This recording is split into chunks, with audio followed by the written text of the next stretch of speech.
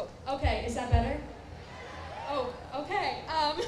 So we basically have a supply table over there, shirts, posters, water, some snacks. So head over there if you need any of those things. Before we start today's rally, our program, we do have a few safety reminders to go over with everyone. And to all of our people over there, you guys can definitely move over if you want. We do have some room over here. Yeah, and now my other organizers are going to introduce themselves. Hello, can y'all hear me? My name is Delaney Ocock, and I'm helping Lainey out here today, both the Laneys, doing this together. So we just wanted to say thank you so much for coming out and standing with us today on our nationwide Day of Action. From Los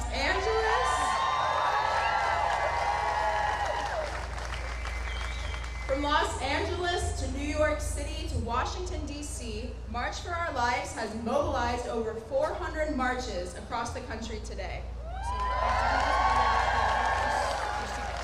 Regardless of where we are, we find ourselves united by one cause, to end gun violence in America once and for all. Hola mi gente, I'm Ashley. I'm going to translate some of what we've been saying so far. Nomás les quiero dar las gracias por venir hoy, para todos los que han organizado, que hicieron petitions, que estaban en línea, estaban en persona, para traer todos unidos aquí. Este evento es un día de acción. Vamos de hacer Los Ángeles a New York, a DC. Vamos a estar aquí y vamos a estar todos unidos para hacer la gente que está en acción. Okay, so we're going to kick off our event and start off with a land acknowledgement, some safety reminders, and a quick run-through of what you can expect today. As we begin this event, we must acknowledge the original inhabitants of this area. Please take a moment to honor these ancestral grounds and celebrate the resilience and strength that all Indigenous people have shown worldwide.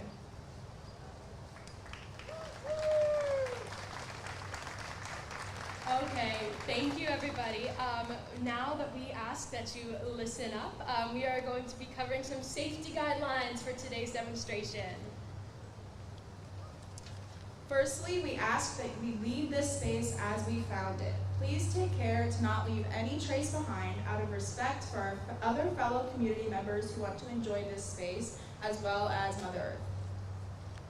Secondly, please remember to obey all traffic laws when crossing a street on our march to Lake Eola Park.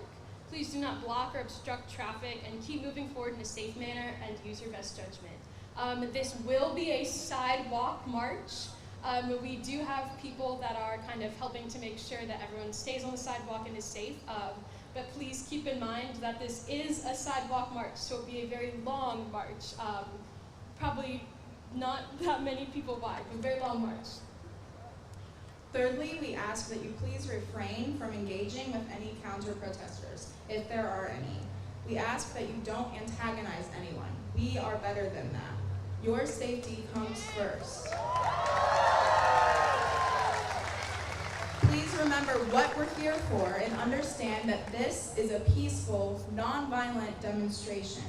If a situation escalates, please flag down our volunteer peacekeepers. They're wearing bright vests, they're trained in de-escalation, they're all waving their hands. They are wonderful resources if there's any trouble.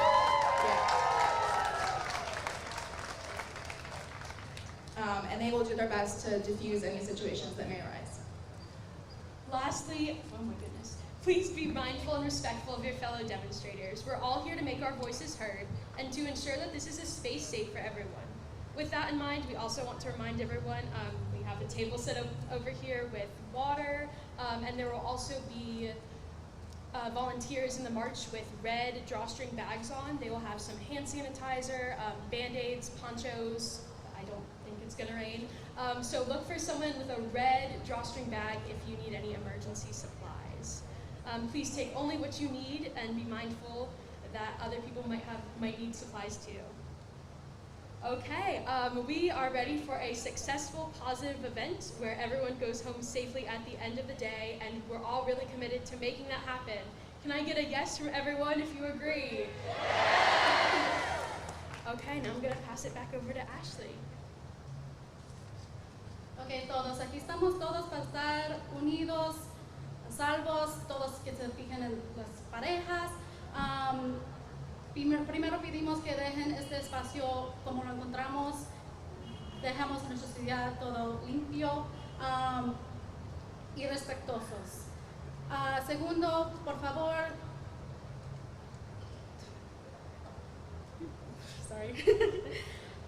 Segundo, por favor, todos estén en vía.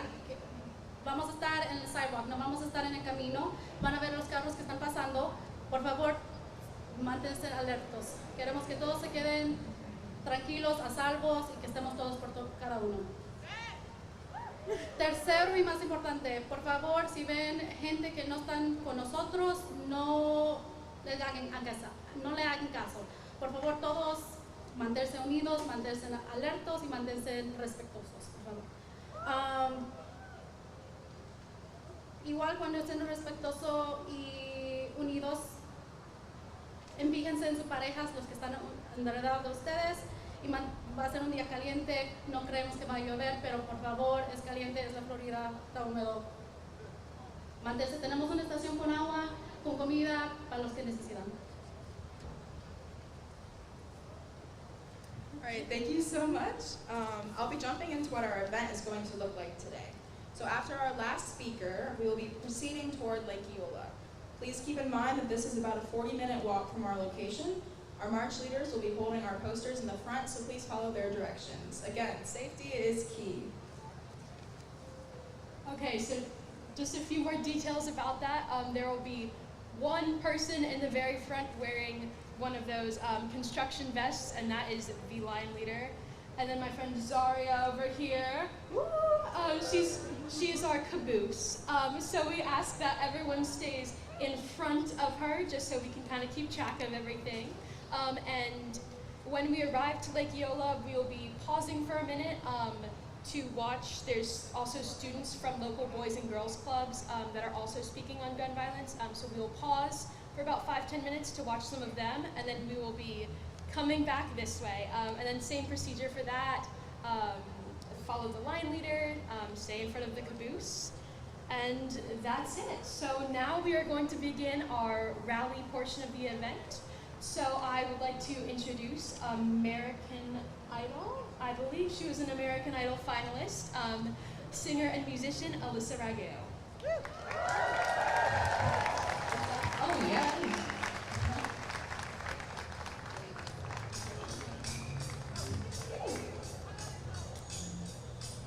Alyssa, you got one.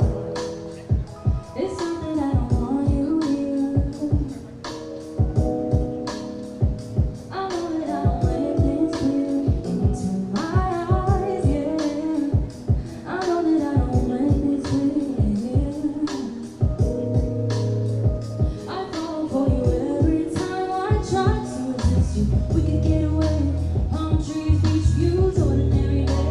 I just wanna hear it, and visions on the plate, sitting around.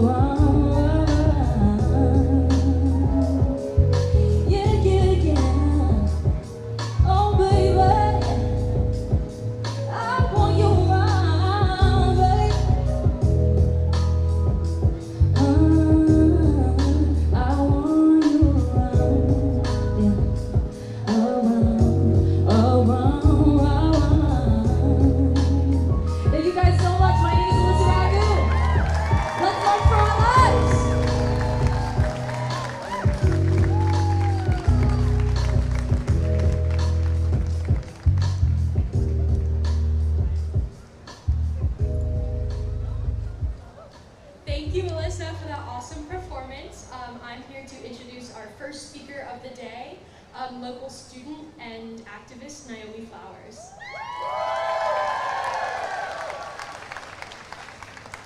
Hi everyone, thank you so much for being here today. My name is Naomi Flowers, and I'm a movement organizer with March for Our Lives. I thank you all for your presence, your fight, and your passion today. And I urge you all to embrace those emotions every day and to use them as a driving force for the change our nation desperately needs. As a recent high school graduate, I feared gun violence every day, while our legislators failed to protect us any more than through mandated code red drills. I've also experienced the ineffectiveness and the dangers of the policing of our schools. After Columbine and Sandy Hook, cops became mandated in schools across the country. This has been an objective failure. In fact, fatalities are 3 times more likely to occur when cops are present in schools. And after their failures in Parkland, a judge ruled that it was not the cops' duty to protect students from mass school shootings. So why are they there? To perpetuate the school-prison pipeline to criminalize children? While schools pay these cops who do not protect, money is divested away from nurses, psychologists, social workers, and frankly, a better education. It was the teachers of Uvalde who sacrificed their lives, not the cops.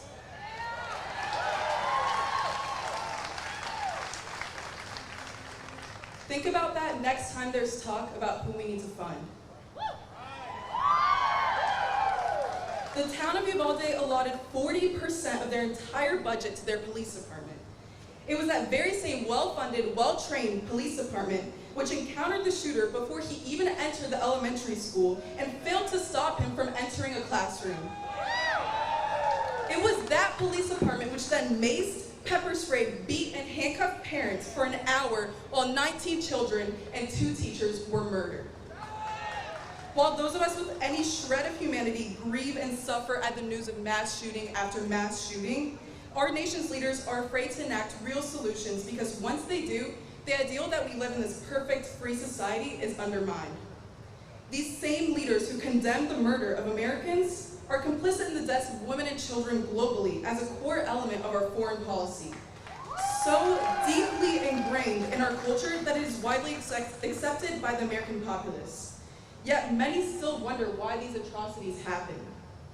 The sort of psyche which commits these acts ties back to our broader imperialist ideology which permeates every sphere of American life.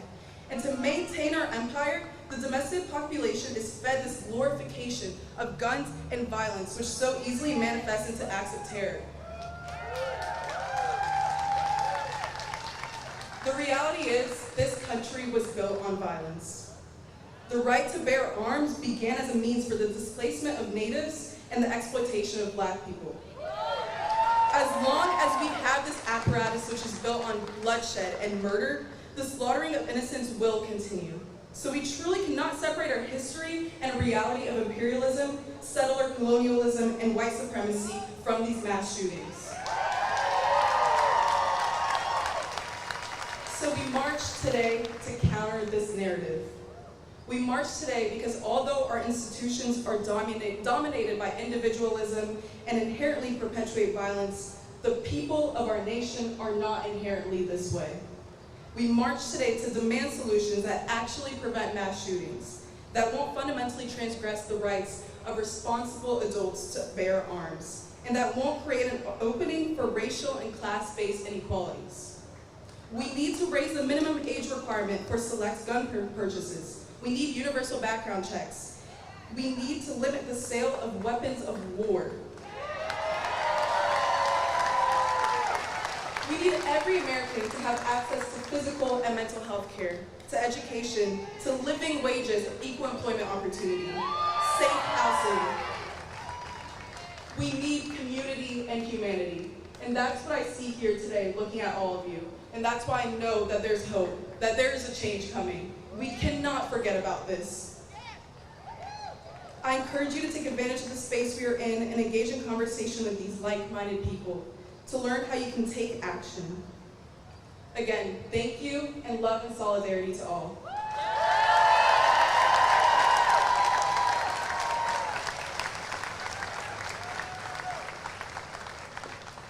Thank you, Naomi. I would now like to bring up Miles Moraine.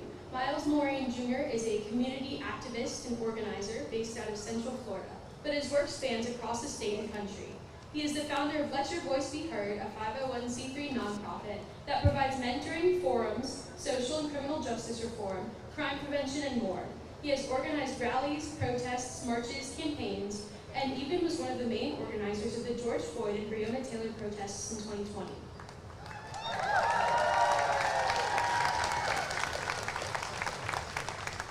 He is a mentor, business owner, and community leader in Central Florida.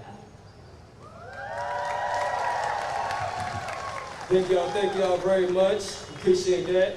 Once again, my name is Miles Moraine. I'm right out in Central Florida. I represent a group called Let Your Voice Be Heard, local 501c3.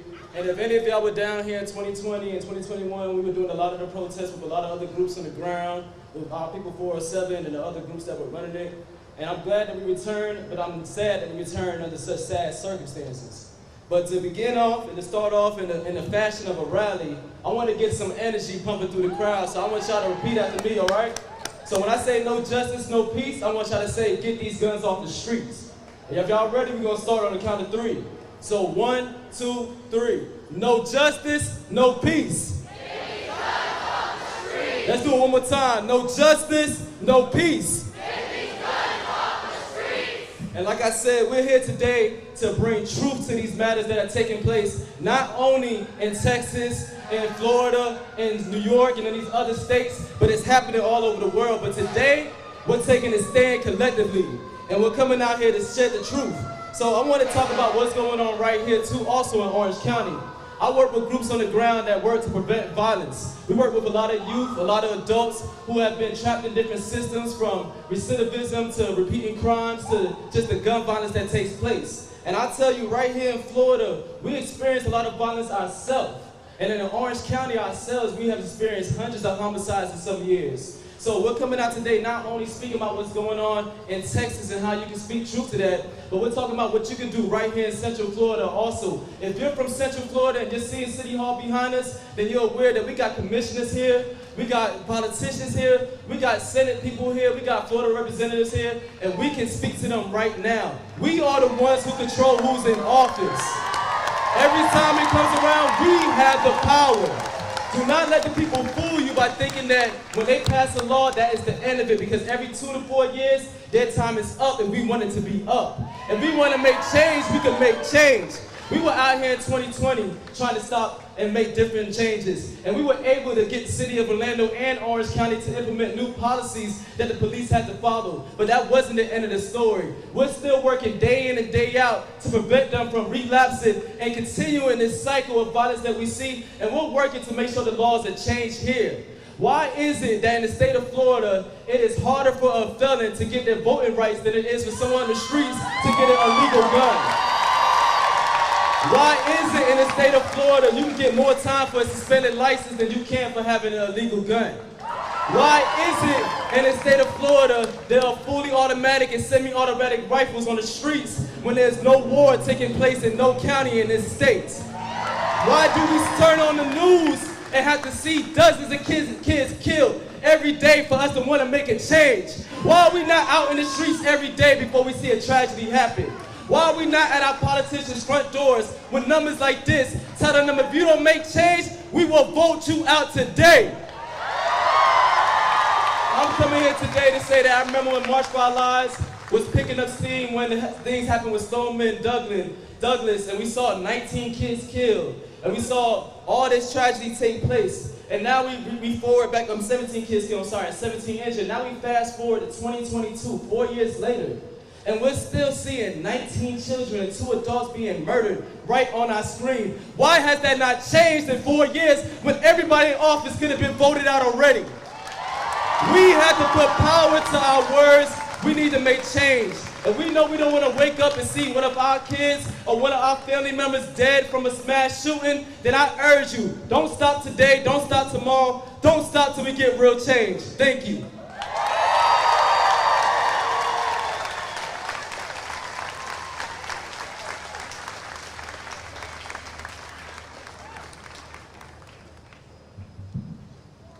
I'm a little shorter. Now I'd like to introduce our next speaker, Rini from Florida Rising.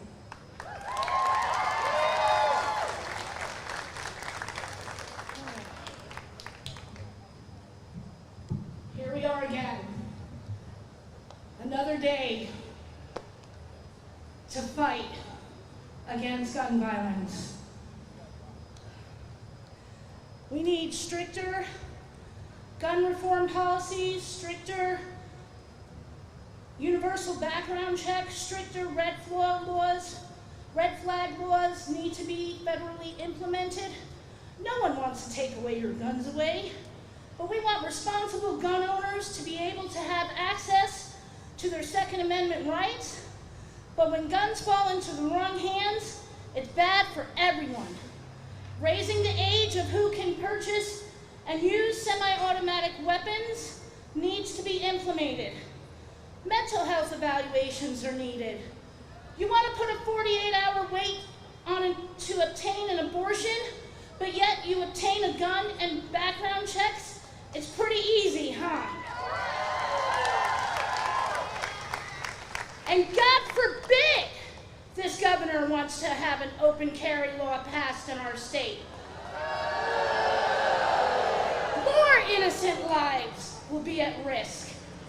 We have the right to bear arms, but what we don't have the right to kill innocent children with semi-automatic weapons. So please, like the commercials always say, drink responsibly. Let's also carry guns responsibly. Let us be clear. We need gun reform.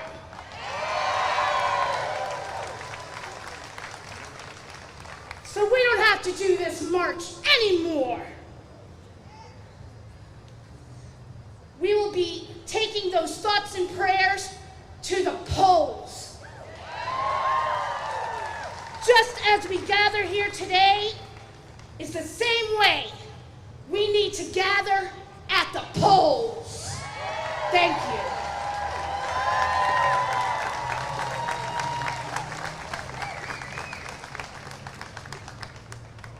Thank you. At this time, I'd like to introduce our next speaker. Danielle Vallette is a local group leader for the Orlando Moms Demand Action Group. She joined the group in 2018 after attending the March for Our Lives and has spent the last 4 years advocating for gun safety reforms.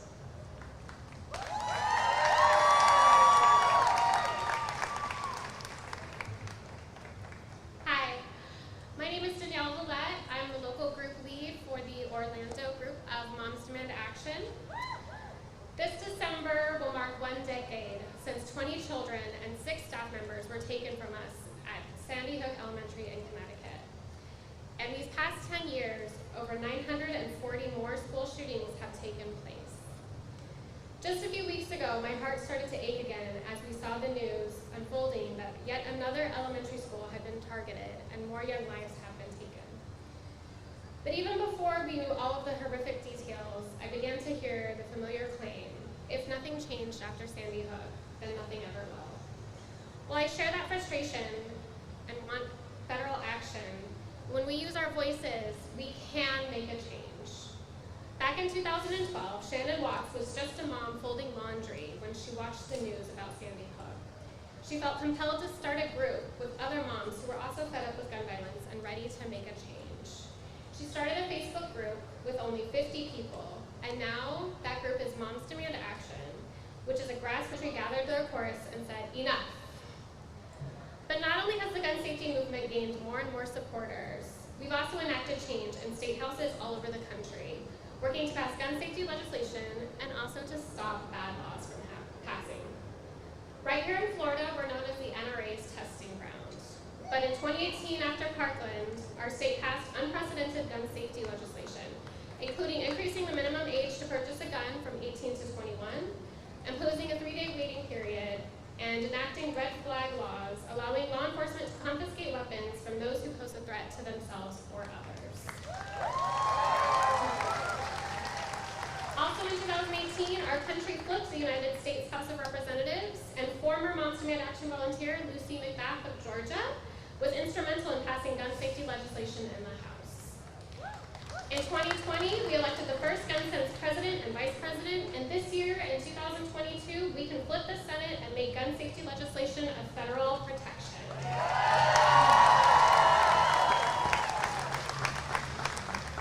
But for all that we have accomplished, it's not enough. Every single day, 110 lives are taken by gun violence, and even more are injured. We do not have to live like this. Every one of us standing here today and all over the country and marches nationwide has the ability to make change happen. Progress is slow, it takes hard work, and sometimes we take one step back after taking 2 steps forward. But we must continue to honor everyone affected by gun violence with action. One thing you can do today, right now, is take out your phone and text the word BOLD, B-O-L-D, to 64433. You'll be connected to one of our senators to send them a message to act on gun safety legislation. Use your voice, vote, and demand change. We are the people we've been waiting for. Thank you.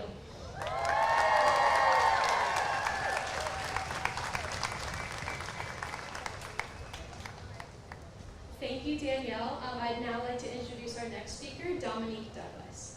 Dominique is a student at FAMU Law School, and she said she wasn't sure at first where her law degree would take her, but she knew she wanted to help her community. Last month, she lost 2 family members in the tragic massacre in Buffalo, New York. She says her passion for the fight was ignited. This past week, she met with lawmakers, including Congressman Higgins and the Speaker of the House, Pelosi.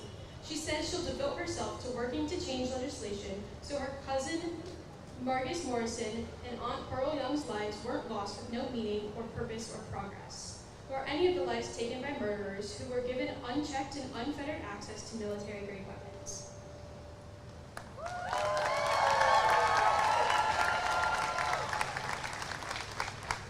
Hey everybody, I'm really glad to see you all came out today because no one voice can do this alone.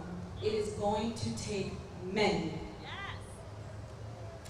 My cousin was the father of 6 children and he loved to barbecue. As a matter of fact, we had a family reunion coming up and he had stopped at Tops to get ribs and hot dogs and burgers and everything that we needed for the barbecue. And while he was sitting at the bus stop on his way home with his bags of groceries, he was shot twice in the back and once in the head. My Aunt Pearl was the second oldest person in Tops that day. She was 77. That morning, she had been teaching at church because she's one of the church mothers who teaches the kids, and she was doing a Bible breakfast for the women of the church as well. She was the mom that everybody wanted their mom to be. She had an open door policy for any kid in the community who didn't have a place to eat or to stay at that moment, they could come to her house. Her daughter, Pam Pritchett, has been speaking a lot about how difficult it was to get the call from the coroner to say, hey, does your mom have a hat by any chance? Does she have a hat big enough to cover her head? Because, well, I'm not sure if you all know what an AR-15 does to a human skull, but you definitely don't want to see that at the viewing. It broke her heart. It broke all of our hearts, and it enraged us. But our tears, as she constantly loves to tell us, will be fuel for our action. Our tears can't just be to wet our shirts and drip down our faces. Our tears have to be our motivation for action. We have cried all the tears. I think I've cried all the tears my body has left to cry. Because as I'm trying and reeling from the fact that there is such hate in the world as to make a man drive 200 miles to a grocery store that he has scoped out because it is full of our matriarchs and our patriarchs of our families. Because America has allowed Buffalo to have a food desert so that he knew where he would go because he knew it was the only grocery store in the entire area for anyone to go to. That is wrong. That is systematically hurting one type of person over another. The system is working perfectly. The system is working exactly as it was supposed to work. But my generation refuses to accept that. My generation will not stand for people literally ignore you. You stomp and you yell and you tell them, we don't want this. And they laugh because they know you will not get out to vote them out of office. Yes, I visited Congress, I went to the Senate, and I sat in there while we were insulted and told that, well, you know, we can't separate hate towards one person. We have to include hate towards all people. We're not talking about all people. Today we're talking about Black Americans who need everyone else's support. We need all American support. I am just as much American as anyone else is, and I expect to be protected for my community, for my people. I expect not to have to explain to my daughter that her cousin was killed because his skin's the same color as hers. I don't want to have to explain to her while she's sitting in graduation from her 3rd grade to 4th grade class that there is an entire class of children in another state, a few states over, who got massacred for no reason except we refuse to address the causes. We are so focused on trying to protect ourselves from what is inevitably going to happen, as some of my senators I've talked to and congressmen I've talked to have said. We are so focused in trying to protect as it's happening. We want to give teachers guns. They didn't ask for that, it's not on the application. They don't get paid for the things they're already doing, and yet we want more people to have guns. I will tell you that one of the men who was killed, his widow, he was a police officer, a retired police officer, who was going back to his community, who was lacking in funding, and he said, fine, I'll be a security guard for this Tops, just to make sure my people can go and shop safely.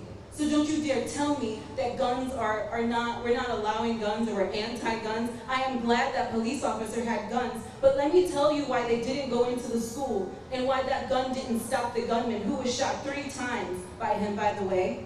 Because an 18-year-old had access to a military-grade weapon and our police don't. Our police don't because no citizen wants their police officers walking around with military-style weapons when they can't seem to control their hands on triggers. It's getting insane, and I know our voices are getting hoarse, yelling that common sense change. Common sense says, pass the anti-Black hate crime bill. But we can't touch that without touching the fact that you can't have military-grade weapons in the streets. I don't understand. You know why no one will argue about the Buffalo 10 and they will remain silent? Because how can you argue white supremacy when it is right in your face and there's a 180-page manifesto explaining how it's still in your face? But we will always divert the conversation back to you're trying to take away our guns instead of acknowledging, no, you need to punish white supremacy and all supremacy, specifically white supremacy, so that the punishment is more difficult than actually going through with it. The punishment needs to be so significant for a hate crime that it's not even worth taking it outside of your dinner table where it should stay.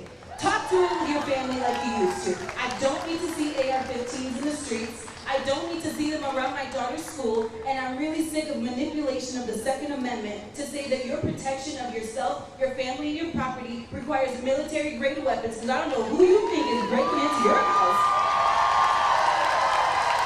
But I know that the average person has a Glock. The average person does not have an AR-15, so I don't know who you're protecting yourself from, unless there is a silent war going on in your neighborhood that nobody talked to us about.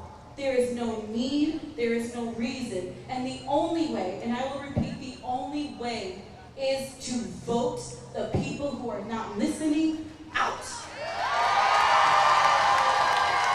And it is more than just voting them out, it's finding reasonable people to vote in. And honestly, guys, if you don't see anyone on the ballot that you trust to listen to you, put your own name on the ballot. You have to say, you've got the power to vote.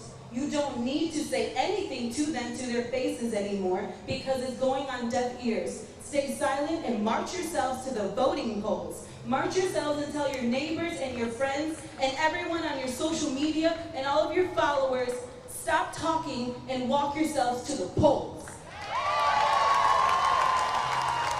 We need your support. Our community needs your support. Your Black American community needs your support. Because let me tell you, my best friend and my goddaughter are white. And they are the first ones to curse and yell somebody who is being disrespectful to me. Before I can open my mouth, there is someone else, and it has always been that way. So maybe I'm naive, but I would love to break the stereotype that all white people are racists and that they do not support their Black American family. I know that for a fact is a lie. The news really wants us to think that this is a polarizing fight between communities who believe in the Second Amendment, who believe in safe use of your Second Amendment, who believe that hate crimes should be generalized, and those who say, no, you need to specifically say that white supremacy is alive and real, and I can be white and still say that with wholeheartedness because it's true. And it doesn't mean I'm a racist or a white supremacist, it means I'm a realist. And I'm talking what I see every day in the news and every day in the streets. They want us to think we're all fighting each other. We're not. We're fighting with each other. Fight with me. Fight with me. Vote. Fight with me and vote. If you say I'm so sorry for your loss, show me at the polls.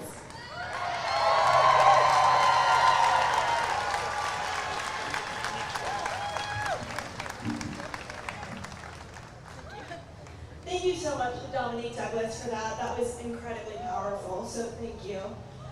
For our next speaker, I want to introduce Anna Eskamani.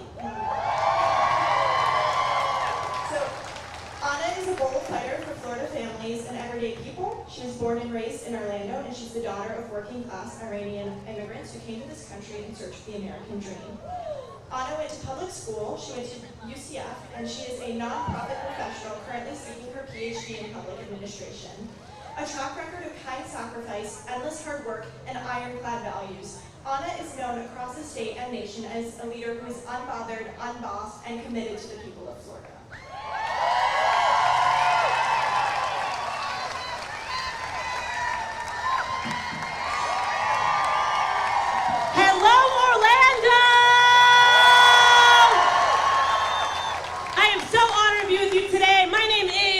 Eskamani, and I'm a proud advocate right alongside March for Our Lives for responsible and safe gun policies. And before I get started, I want to honor our young activists today. Can we hear it for our student organizers? These are the next generation of leaders in our state and union. And they continue to hold each one of us accountable to a brighter, more prosperous future. I am an Orlando local, born and raised in this sweet town, and the daughter of working-class immigrants who came to this country in search of the American dream, in search of freedoms, including the freedom to be safe. I went to Orange County Public Schools, K through 12, and I remember having hurricane drills, but never having to have a shooting drill. I'm a UCF graduate not once, but twice. And remember, even at UCF, having an almost mass shooting when students began to pile into the student union in their pajamas because a shooter was just stopped in one of our dormitories. And I am proud to be the State House representative right here in District 47.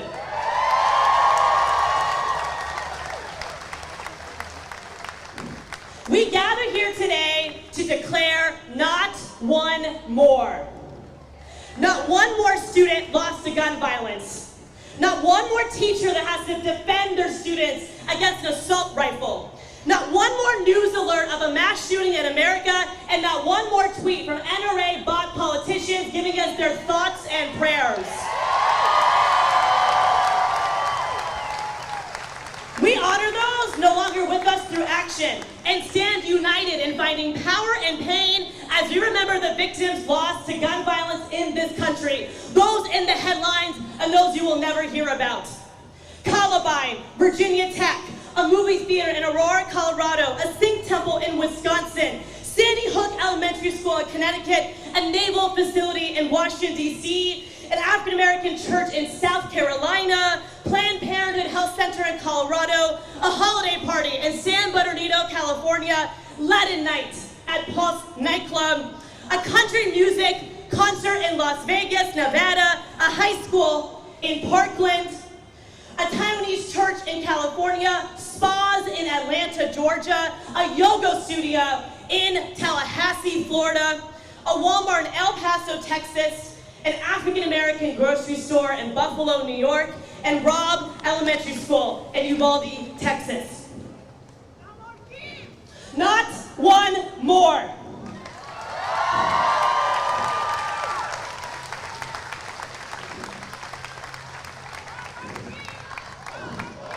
Tomorrow is the sixth-year remembrance of Pulse Nightclub, where 49 mostly queer, Black and brown people were murdered in our community at the hands of an assault weapon. And despite holding rallies and sit-ins at people like Senator Marco Rubio's office, what did our politicians do? Nothing. But I want to stress that we did make some gains. The Florida legislature passed modest reforms after the Parkland shooting. And of course, we elected people like me into the State House. And I want to invite, if there are any candidates or elected officials who are here today, if you are here, join me on stage. I want people to see the resistance fighting for gun safety policies. Don't be shy. Come on, y'all. We want to see you. I got your work, wife.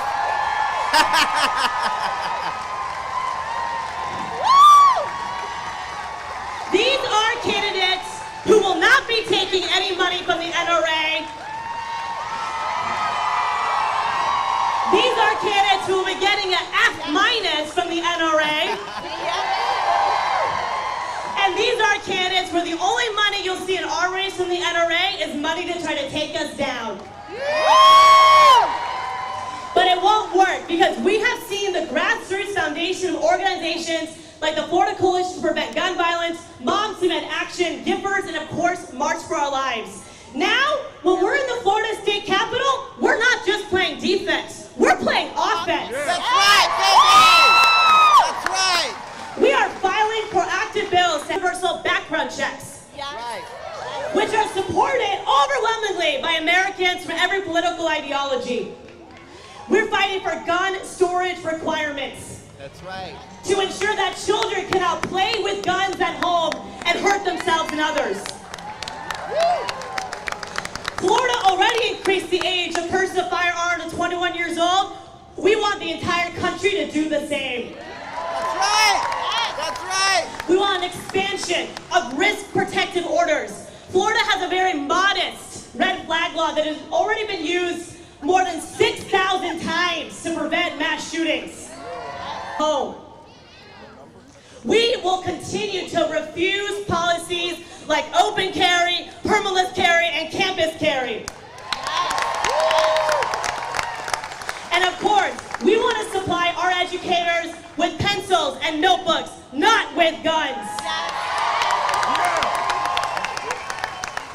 Gun violence should not be a political issue, nor a partisan one. It should be about people. And the reality is that gun violence in America is deeply rooted in toxic masculinity, white supremacy, transphobia, queerphobia, and disproportionately impacts the lives of women, LGBTQ+ people, people of color, people with disabilities, indigenous people, and our young people.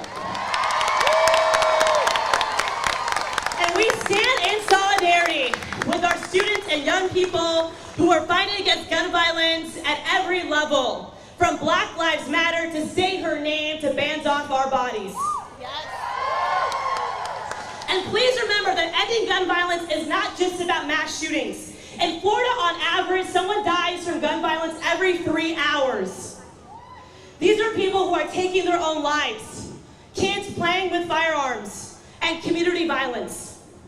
In addition to gun safety policies, we need investments, meaningful, transformational investments in mental health, alongside community intervention programs, harm reduction programs. We over-incarcerate in this country. There are people who need medical treatment, not an arrest. But what we don't need are politicians hijacking the Second Amendment for their own political ambitions. That's right. Please remember that the Second Amendment explicitly states, well regulated. And many of these politicians claim to be pro-life. Well, there is nothing pro-life about Floridians dying every 3 hours to gun violence.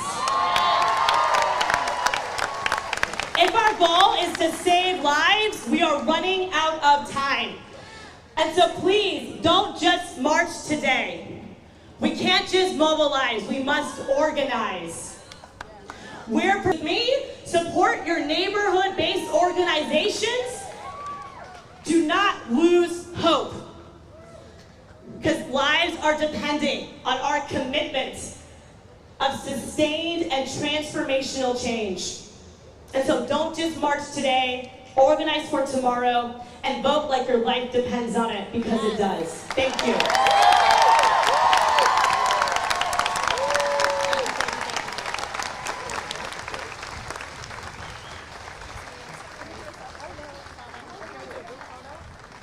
So thank you so much, Representative Eskamani, for that. Can we give it up for Rep. Eskamani? So for our next speaker, Guillermo Smith will be joining us. Representative Guillermo Smith made history in 2016, becoming Florida's first LGBTQ Latino lawmaker months after the tragedy at Pulse. His first act as a House member was filing a legislation to ban military-style assault weapons and large-capacity magazines to honor the 49, a bill he sponsored for the past 6 years. Carlos began leading the House Democratic Caucus efforts prioritizing gun violence prevention after Uvalde, and has been pushing Governor DeSantis to expand red flag laws, safe storage laws, and enact universal criminal background checks during a special legislative session. So please welcome Representative Carlos Guillermo Smith.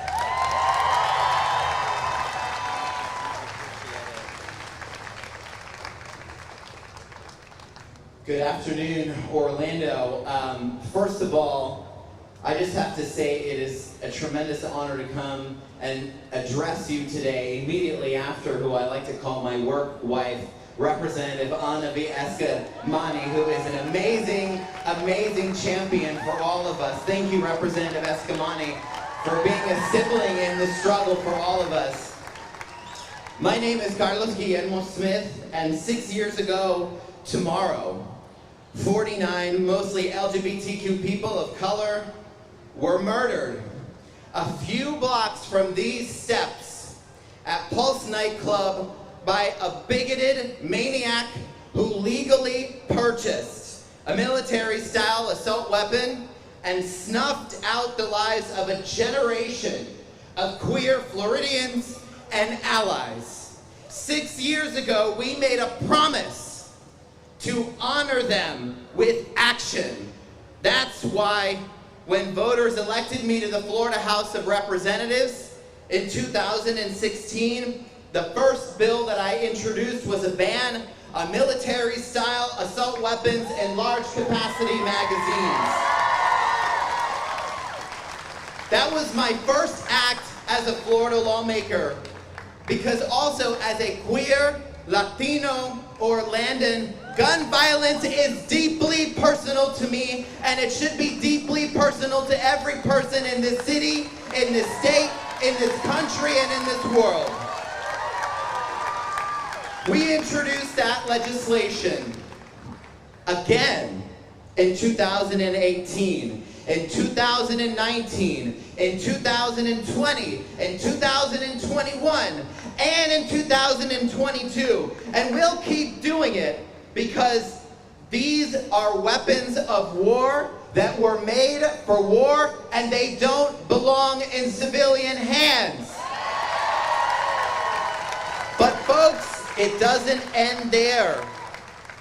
We need a comprehensive approach to gun violence prevention in order to save more lives. That's why Florida House Democrats like myself and Florida senators, Democratic senators, have called for a special session in the wake of Uvalde and Buffalo to enact universal criminal background checks on guns and ammunition, to expand red flag laws, because enough is enough, not one more.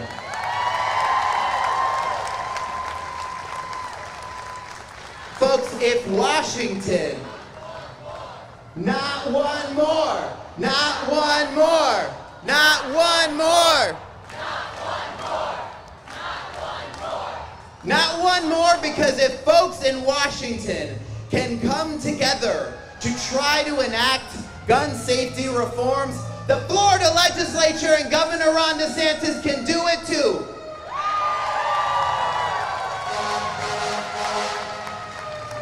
And while Florida House Democrats and Florida Democratic senators, we are doing everything that we can to protect our kids from gun violence, Florida Republicans and even Governor Ron DeSantis are now contemplating how to protect our kids from drag queens.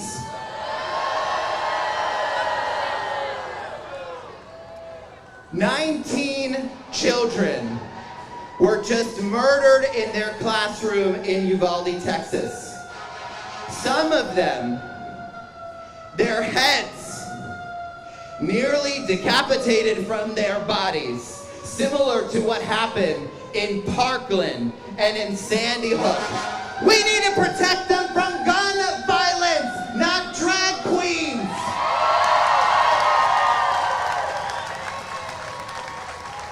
These pathetic Republican attempts to deflect and distract from this conversation, it would be funny if it wasn't so offensive to every family that has lost a loved one to gun violence. This governor should be ashamed of himself.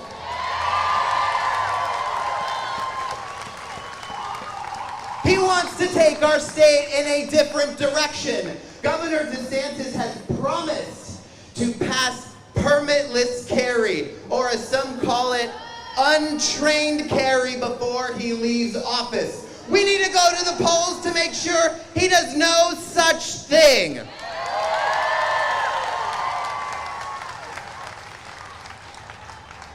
So to everyone who's here today, we politicians have failed you. But we are relying on you now.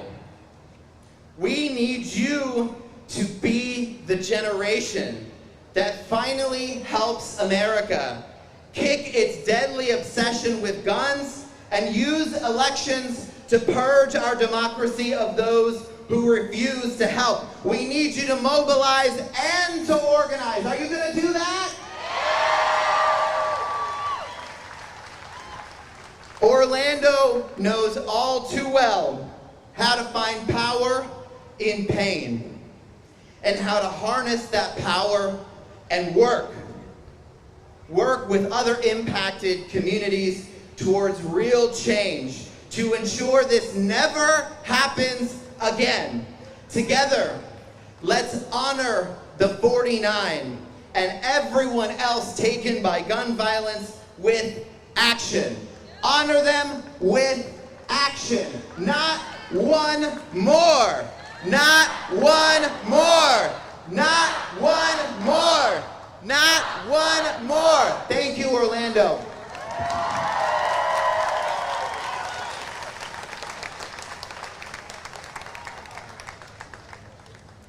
Thank you so much to Representative Carlos Guillermo Smith for that. So for our next speaker, please join me in welcoming Maxwell Frost. Maxwell is a gun violence survivor and civil rights activist who has spent his life fighting on the front lines for justice. He is the first and former national organizing director of March for Our Lives and has been a part of the movement since the beginning. Now he's running for office here in Orlando. So please welcome Maxwell Frost. Orlando, how we doing? You know, if you feel like this time is different, let me hear you make some noise. I said, if you feel like this time is different, Let me hear you make some noise. Friends, I've been in this fight for a decade. My name is Maxwell Frost. I'm a survivor of gun violence and organizer, former and inaugural national organizing director for March for Our Lives, and now I'm running for Congress here in Orlando. Thank you. It is an honor to be with y'all here today. You know, what got me involved in this fight was the Sandy Hook shooting. And I remember it specifically. I saw what happened and I begged my parents to let me go to Washington, D.C. for the memorial. And it was there that I met someone named Matthew Soto. I remember Matthew was crying about his sister, Vicky, who was a teacher at Sandy Hook. When she heard those gunshots, she hid her entire class in cabinets to save their lives. The shooter came around and asked where the students were, and she said, "I'm not going to tell you," and he murdered her. Seeing Matthew, at the time he was 16 years old, seeing a 16-year-old with the demeanor of a 60-year-old, crying over his sister who was murdered for just going to work, completely changed my life. You know, I remember I went straight to my hotel room, and I called my mother up, who's a teacher, and I think I see her right there. My mom's somewhere here. Give my mom a hand. But you know, having a mom as a teacher, I thought about my own mom, and I remember I said to myself that night, for the rest of my life, I'm gonna fight for a world where no one has to feel the way I saw Matthew feel that night. Y'all, we lose over 100 lives a day due to gun violence. Yes, that's mass shootings, but it's also suicide. And yes, it's suicide, but it's also the gun violence that goes on in our black and brown communities every single day, that are forgotten by our leaders, that are forgotten by the people meant to protect us. And you know, I'll tell you that right here in Orlando 2 years ago, I hit the streets with thousands of other protesters for months on end, saying that Black Lives Matter. And during that struggle, while we were proclaiming that, I'll tell you, I was tear gassed, I was maced, I was arrested, hell, I went to jail just for saying Black Lives Matter. Y'all, we have a lot of work to do, but I'll tell you that no matter what happened during that experience, no matter how difficult it was, my resolve was never shaken because of the people who are doing the work, the people who are saying that the only time we fail is when we stop trying. Family, I'm here to tell you that a better world is possible. I'm here to tell you that we have to use every tool in our toolbox to get a world where gun violence doesn't exist. So yes, that means march. Yes, that means protest. It also means get involved with your community, mutual aid, so we can take care of us in a system that doesn't always take care of the most vulnerable people. That means vote. And we need you all to vote. On August 23rd, we got a primary coming up, and it's important that we elect candidates who are gonna go to Washington, D.C., go to Tallahassee, go to City Hall, go to the Orange County building, and fight for a world where we have the freedom to live. See, I'll tell you, there's a side in politics, it seems like they have a monopoly on freedom. But I'll tell you, true freedom isn't freedom from, it's freedom to. It's the freedom to live. It's the freedom to live without the fear of being gunned down in your church, without the fear of being gunned down in your home, without the fear of being gunned down in your community. That is true freedom.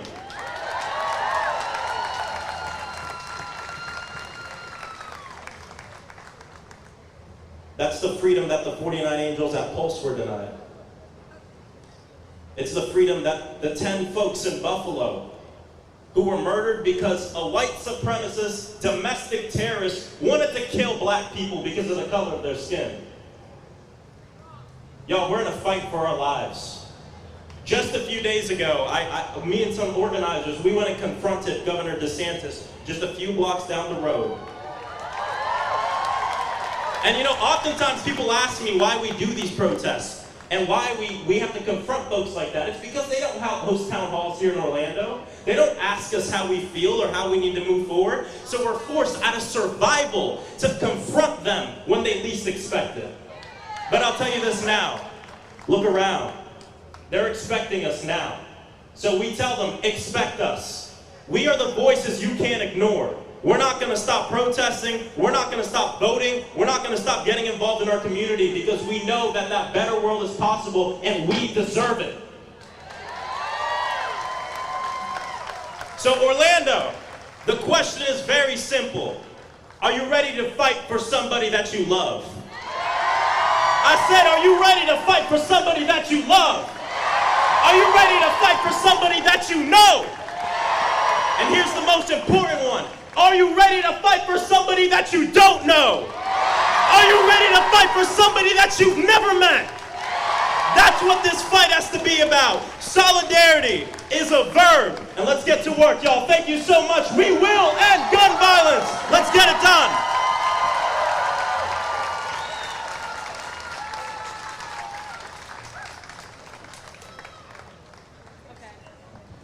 Okay, thank you, Max, and thank you to all of our speakers and performers. That will conclude our rally portion of the day. So now we're just going to go over a few more things before we start our march. So just as a reminder to please, be respectful of our community. Don't, leave trash, anything like that. So yeah, please be respectful. And also, we do have a OPD police liaison here that will be helping us get to Lake Eola. So you can follow Lainey and I. We'll be lining up shortly, as well as volunteers do have our route, so you could ask them if you are wondering where we're going. But before we take off, I was wondering if we could practice some of the chants that we're going to be doing today.